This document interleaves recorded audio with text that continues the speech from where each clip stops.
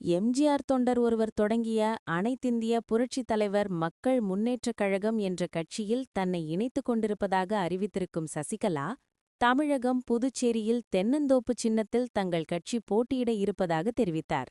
அதிமுகவின் பொதுச் செயலாளர் தான் என கூறி சசிகலா தொடர்ந்த வழக்கு விசாரணையில் உள்ள நிலையில், கடந்த பிப்ரவரி 24ஆம் தேதி பசும்பொன்னில் நடைபெற்ற ஜெயலலிதா பிறந்தநாள் விழாவில் புதிய கட்சியின் கொடியை அறிமுகப்படுத்தினார் சசிகலா. இந்நிலையில் சென்னை போயஸ் கார்டன் இல்லத்தில் நேற்று சசிகலா தங்களது கட்சியின் பெயரையும் சின்னத்தையும் வெளியிட்டார். பின்னர் செய்தியாளர்களிடம் அவர் கூறியதாவது: இந்த கட்சிக்கு அனைத்திந்திய புரட்சித் தலைவர் மக்கள் முன்னேற்றக் கழகம் என பெயரிடப்பட்டுள்ளது.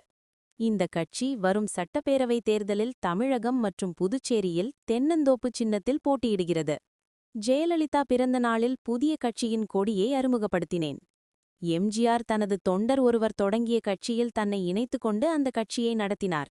அதேபோல் எம்ஜிஆர் ஜெயலலிதா மீது பற்றுக்கொண்ட ஒரு தொண்டர் தொடங்கிய கட்சியில் என்னை இணைத்துக் கொண்டேன். இந்த கட்சியின் சின்னம் தென்னந்தோப்பு. வரும் சட்டப்பேரவைத் தேர்தலில் தமிழகம் புதுச்சேரியில் தென்னந்தோப்பு சின்னத்தில் போட்டியிடுவோம். நான் மக்களோடு இருப்பேன். அதற்கு இந்த சின்னமே சான்று.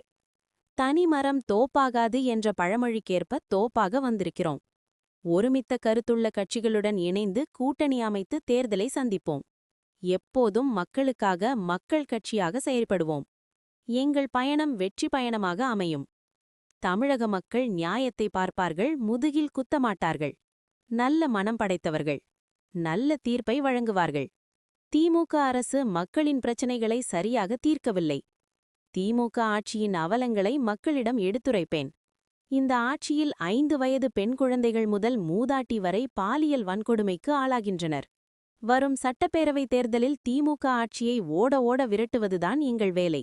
இவ்வாறு அவர் கூறினார்.